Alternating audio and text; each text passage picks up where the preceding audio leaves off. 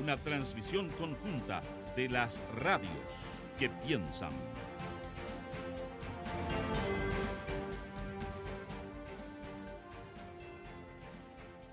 Son las 9:10. Bueno, tenemos, ya no es tan nuevo, lleva varios meses en el poder un gobierno que sí es de distintos signos en relación a lo que habíamos conocido en las últimas décadas en Colombia.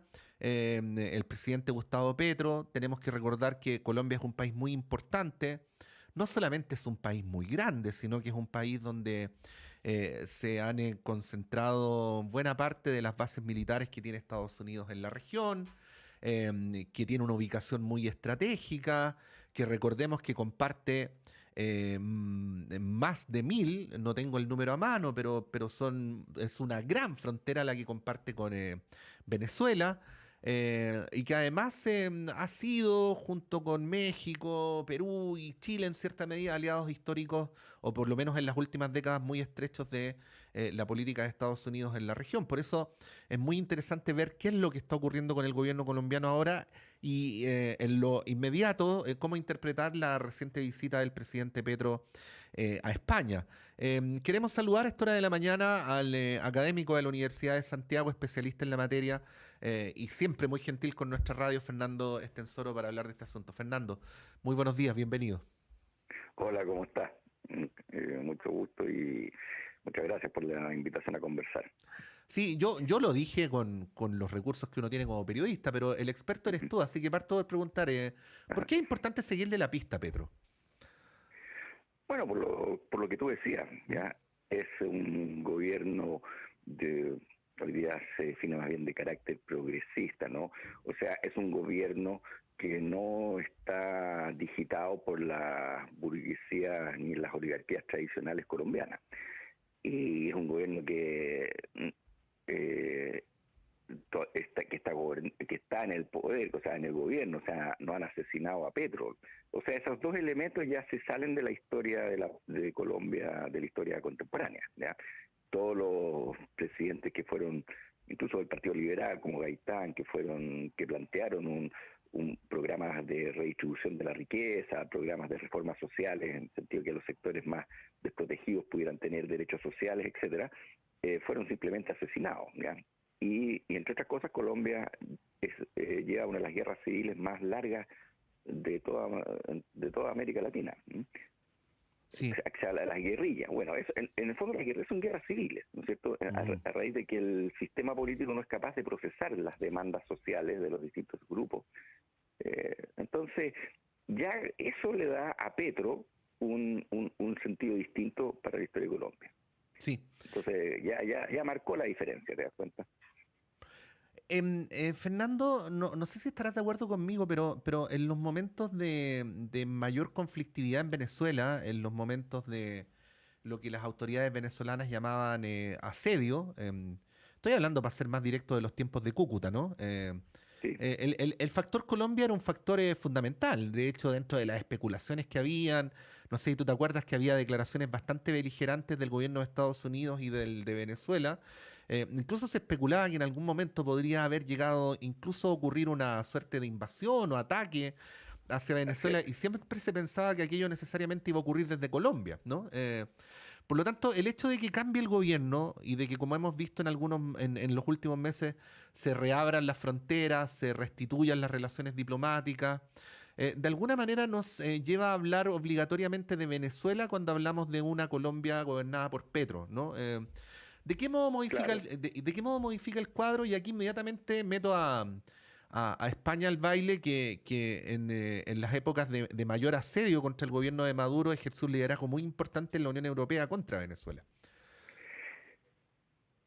Bueno, son las distintas políticas que se implementan. O sea, como tú bien decías, eh, la, las derechas latinoamericanas, ya, sobre todo las oligarquías latinoamericanas, siempre han sido muy serviles a los servicios de Estados Unidos. Entonces, cuando llegan los gobiernos de derecha, rápidamente se ponen a digitar las instrucciones de Estados Unidos hacia la región.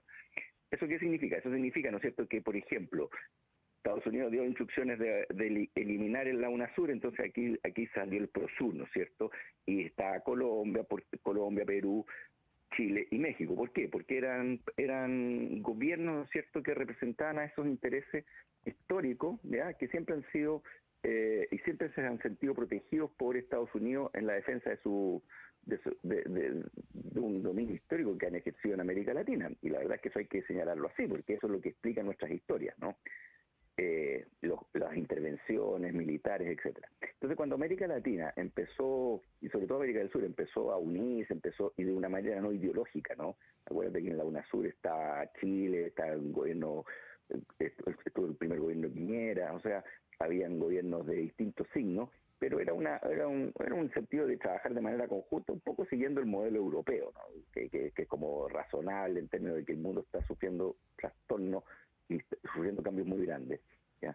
Entonces, bueno, pero eso, una América Latina independiente, con voz propia, afecta a los intereses norteamericanos, y entonces cuando se produjo esta constelación de gobiernos de derecha en el sector más bien pacífico, se tiró primero la Alianza del Pacífico, después se tiró el PROSUR, ¿ya?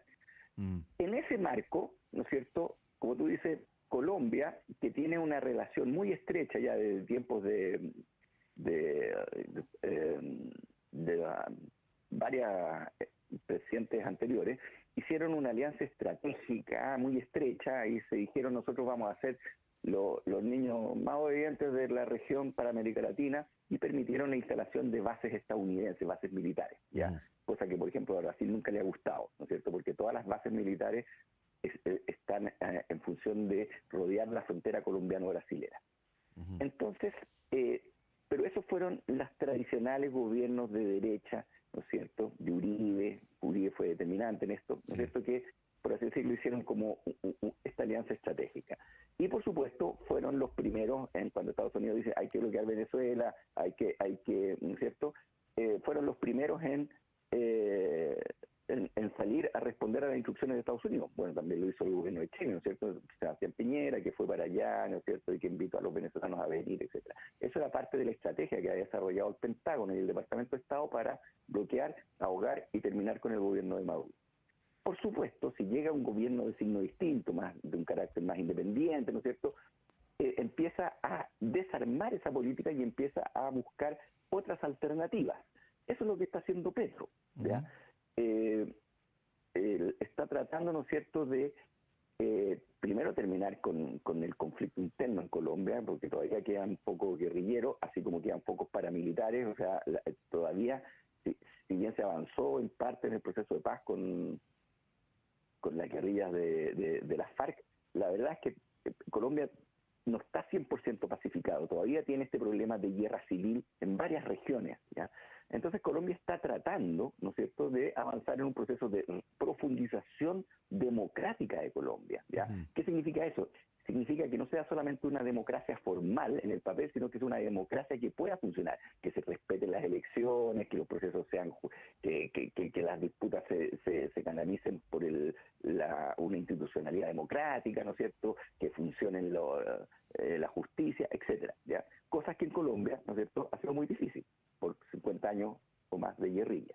Entonces está tratando de que Colombia pueda, dentro de un proceso democrático, ir solucionando sus problemas políticos como que existen en todos los países, ¿ya? Pero evidentemente atenta también contra intereses económicos muy fuertes, muy establecidos, ¿ya? Que si bien hacia la prensa, hacia el público, se manifiestan como que si fueran ideológicos, ¿ya? La verdad es que son intereses económicos. O sea, las riquezas de Colombia se utilizan para que se reparten en el conjunto de la sociedad colombiana por medio de redistribución de impuestos, etcétera, o se siguen concentrando en pocas más. Entonces, eso es lo que ese es el problema que ocurre en Colombia y ocurre en todos los restos de los países de nuestra región, ¿ya? Entonces la pregunta es cómo tú resuelves esas contradicciones que son estructurales dentro de un proceso político que dé cuenta de una manera civilizada de las distintas aspiraciones sociales que tienen los sectores. Sí.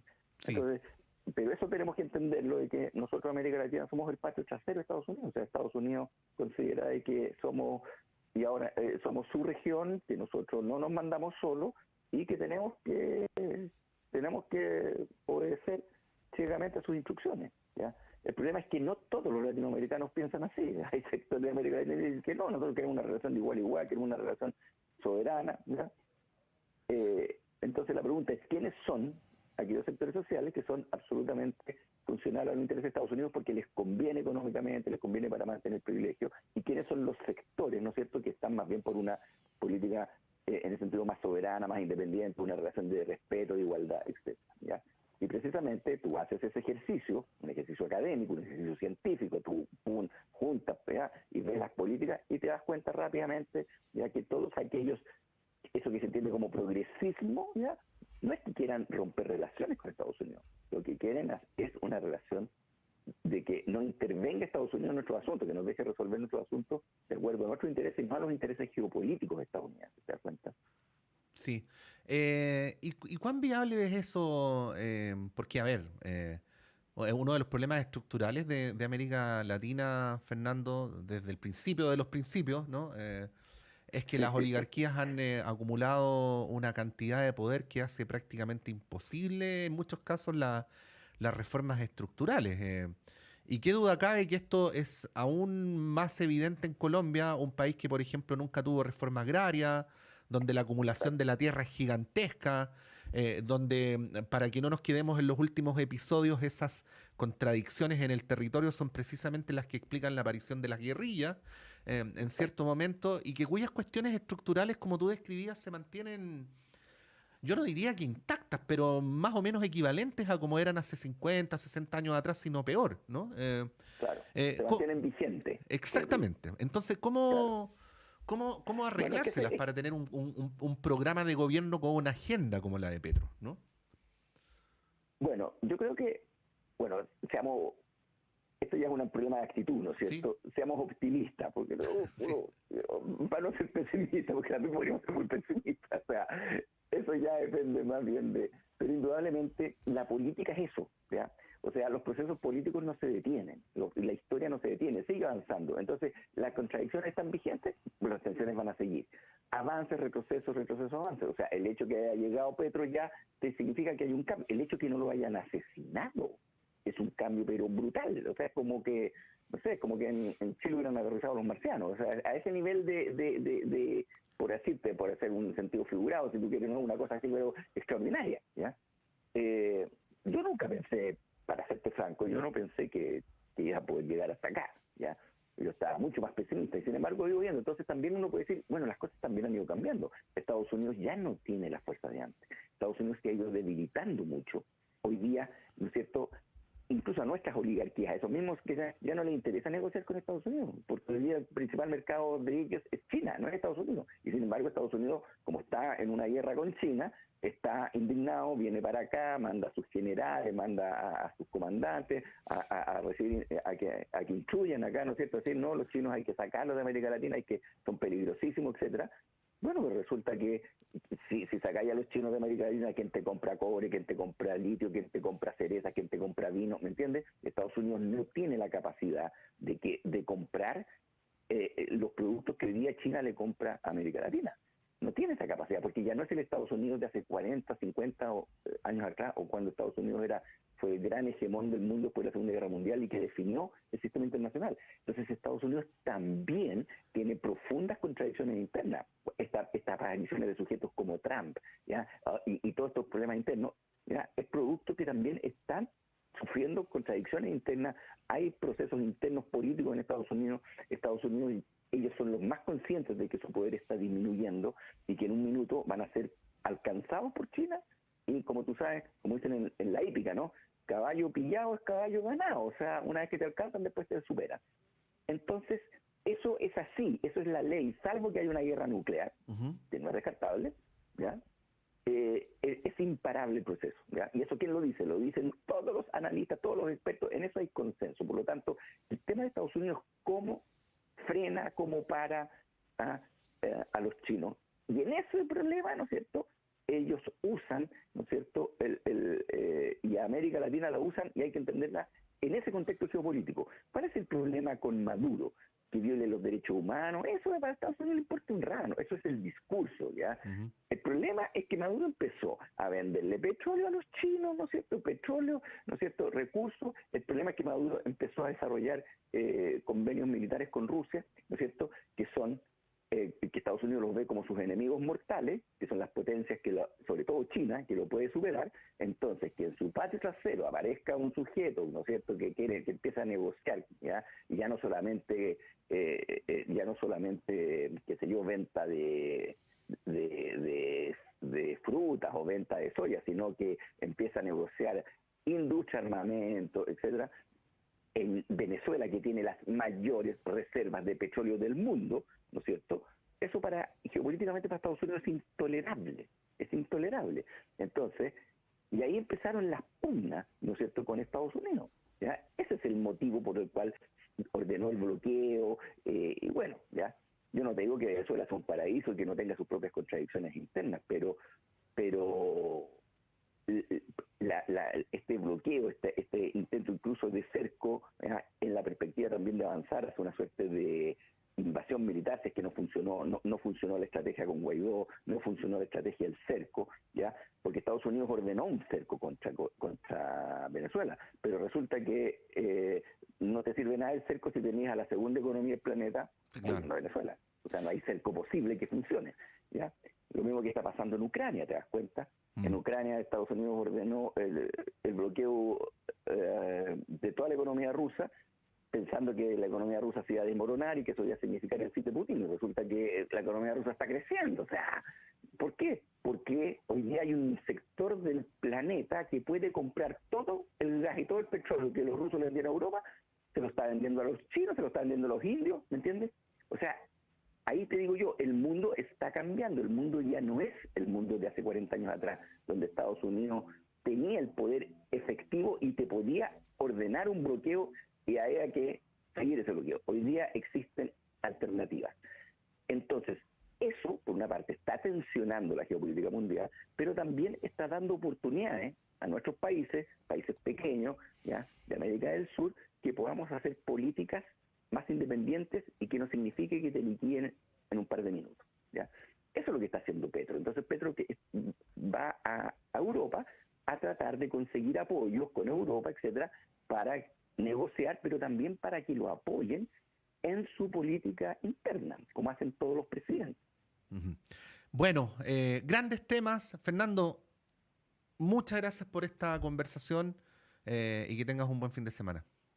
No, igual a ti, muchas gracias por la invitación a conversar. Ahí está el profesor Fernando Estensoro, académico de la Universidad de Santiago, tratando de situar